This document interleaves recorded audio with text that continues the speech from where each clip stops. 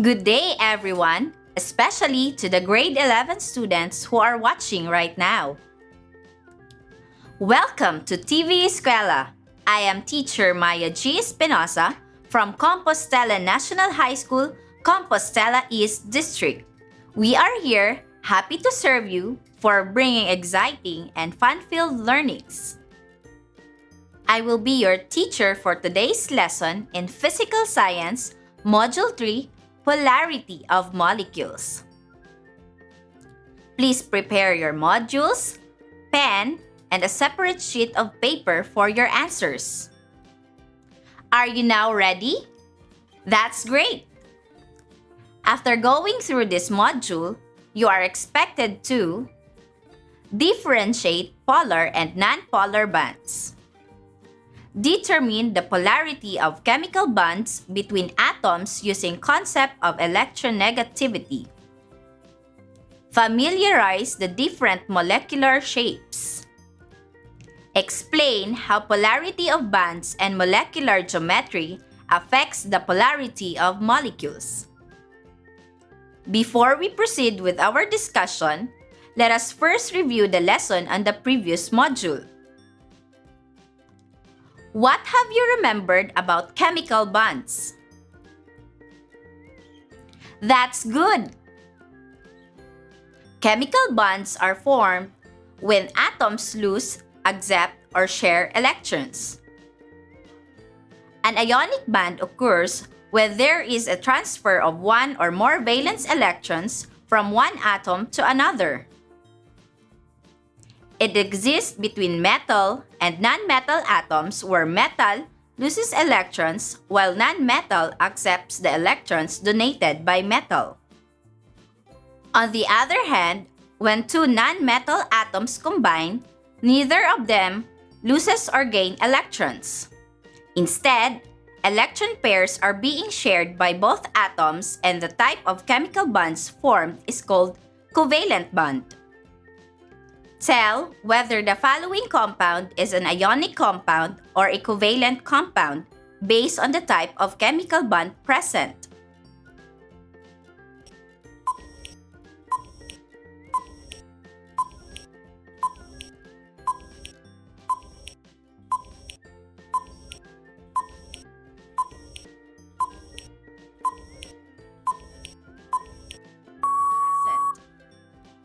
Sodium chloride, calcium chloride, ferric oxide, potassium bromide, and aluminum chloride are all ionic compounds because the atoms involved are combination of metal and non-metal.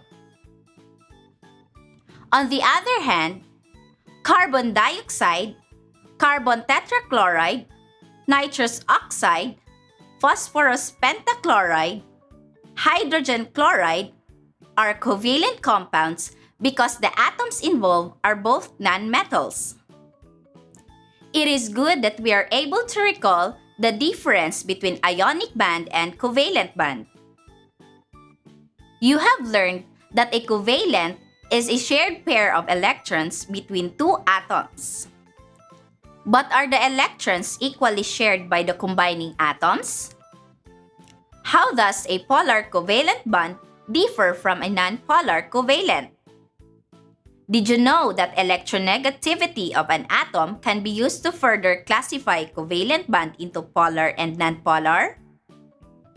Our lesson for today will help you find out that substances have different polarities, and this explains why there are substances that do not mix while others do.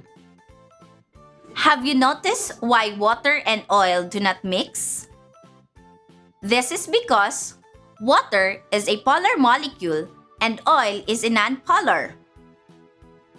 Polar molecule means that its structure has a positive charge one end and a negative charge the other end.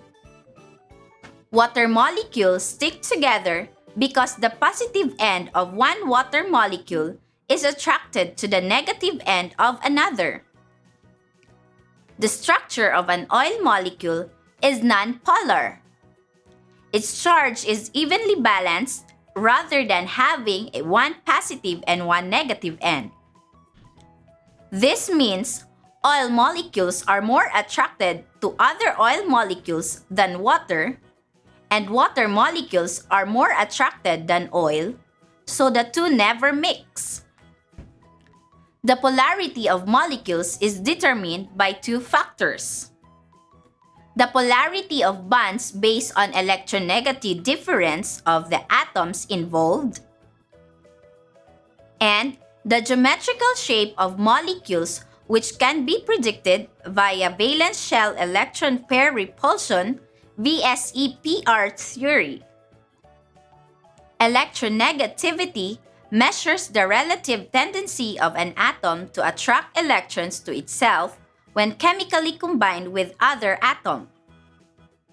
Take a look at the electronegativity values of some elements on the periodic table. What have you noticed? Correct! It increases within periods from left to right and decreases within a group from top to bottom.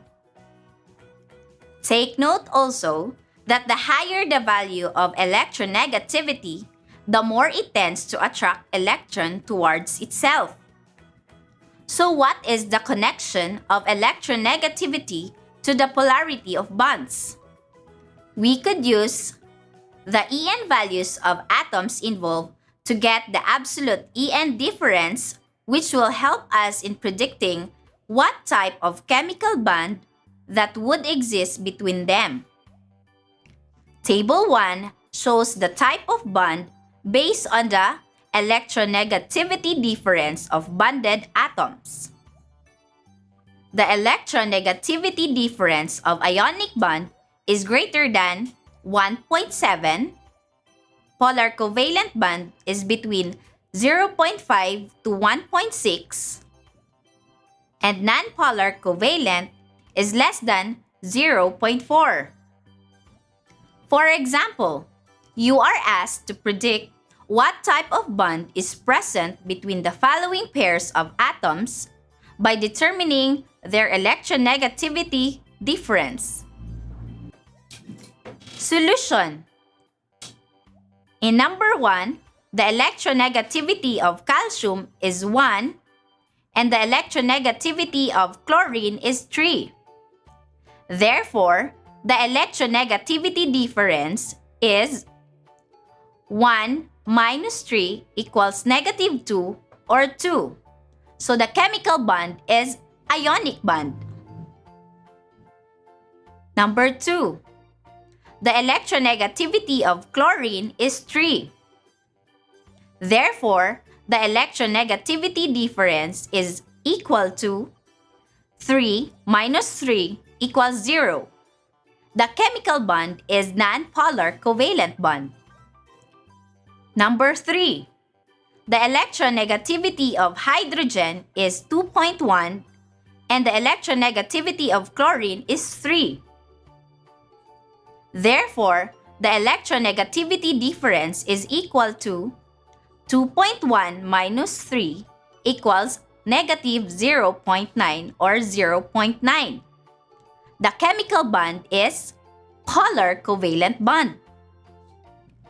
Using the above examples, let us know more about polar and nonpolar covalent bonds.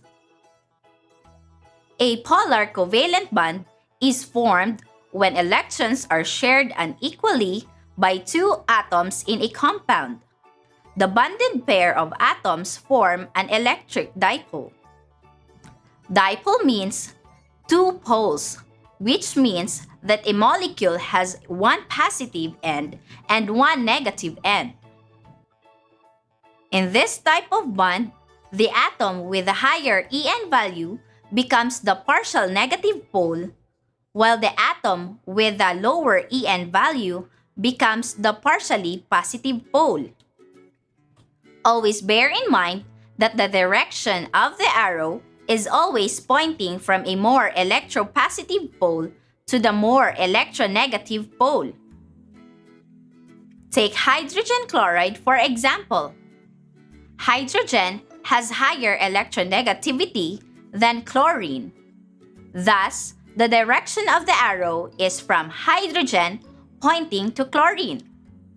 And there is an equal electron density as presented by a size of the circle. On the other hand, a nonpolar covalent bond develops if both atoms equally share a pair of electrons between them. This occurs when the bonding atoms have approximately equal electronegativity value or equal ability to attract electrons to each side. Nonpolar covalent bond is an example of bond formed when two chlorine atoms combine.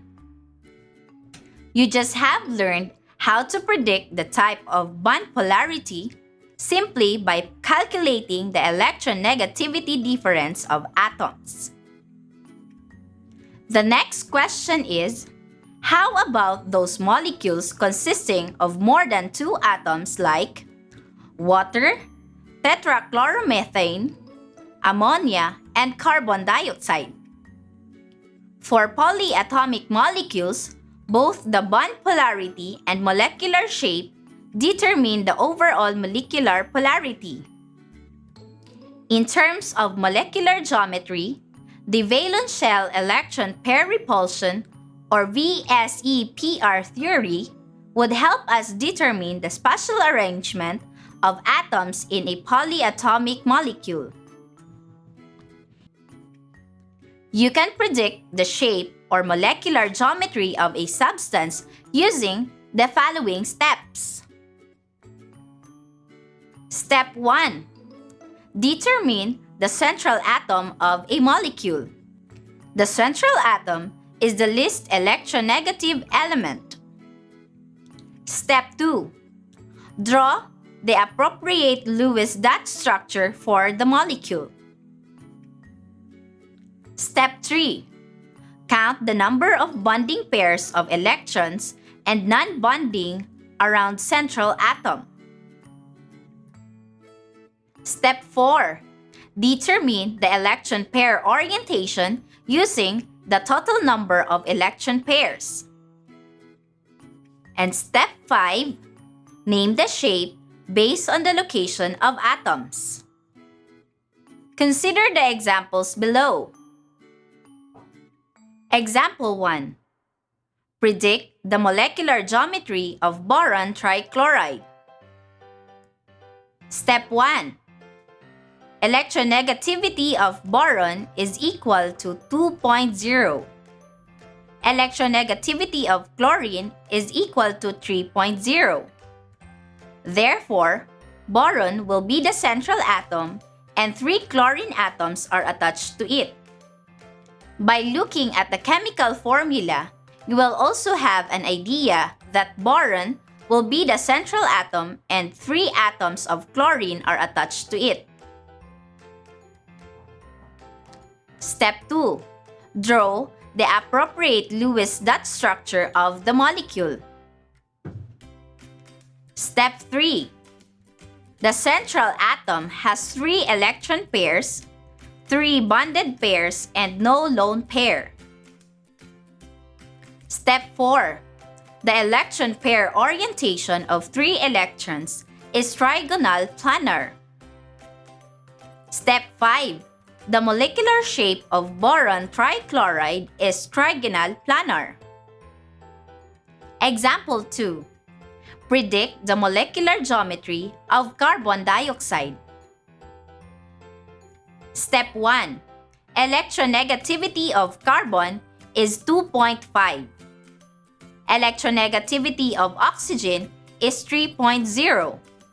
Therefore, carbon will be the central atom and 2 oxygen atoms will be attached to it. Step 2. Draw the Lewis dot structure of the molecule. Step 3. For the purpose of determining the position of the bonding pairs, let us count the double bonds as 1 bonding pair. Therefore, carbon dioxide has 2 bonding pairs of electrons. Step 4. the electron pair orientation for two electron pairs is linear. Step 5. The molecular shape of carbon dioxide is linear. Example 3. Predict the molecular geometry of trichloromethane or chloroform. Step 1. Electronegativity of carbon is 2.0. Electronegativity of hydrogen is 2.1. And electronegativity of chlorine is 3.0. Because carbon is less electronegative than chlorine and hydrogen is normally terminal atom, carbon must be the central atom. Step 2. Draw the appropriate Lewis dot structure for the molecule. Step 3. There are 4 bonding electron pairs.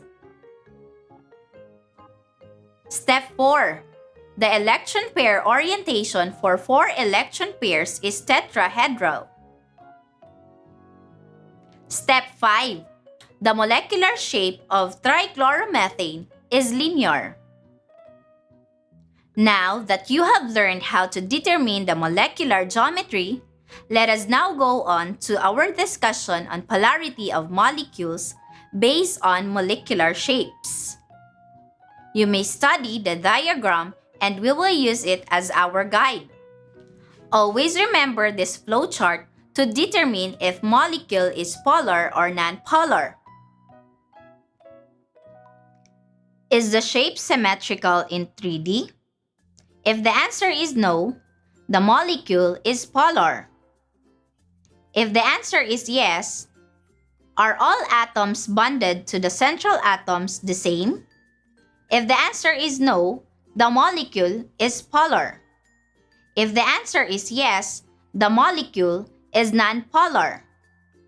Note that you must think about a molecule in 3D according to VSEPR theory. Going back to our previous examples, let us try to determine the polarity of molecules of boron trichloride, carbon dioxide, and trichloromethane. For both boron trichloride and carbon dioxide, the atoms are symmetrically arranged, trigonal planar and linear, and the attached atoms to the central atoms are also the same. You must also take note that in a symmetrical molecule, the sum of bond dipole is equal to 0, which leads to the formation of nonpolar molecule. Therefore, both boron trichloride and carbon dioxide are nonpolar. On the other hand, trichloromethane, although it has a symmetrical arrangement, the atoms attached to the central atoms are not all the same. This causes trichloromethane to become a polar molecule. Now, let us see if you fully understood our discussion. I want you to try answering this.